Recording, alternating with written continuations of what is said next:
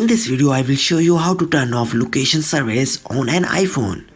To complete disable location service on your iPhone, first step is open mobile setting and scroll down,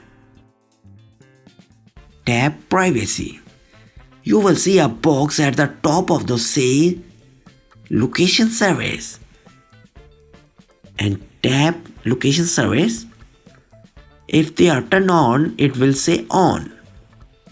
Click on location service, you will be taken a new section. To turn off location service, tap the green slider. You will be prompted with the pop-up message, click turn off. If you need to turn location service back on again, following the same instruction to toggle the green slider to on, tap turn on.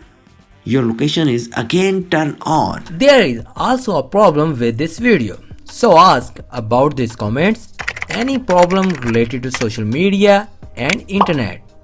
Let them know in the comments bar so that a video can be made on it. Please like this video and subscribe our channel and press icon for any updates and notifications.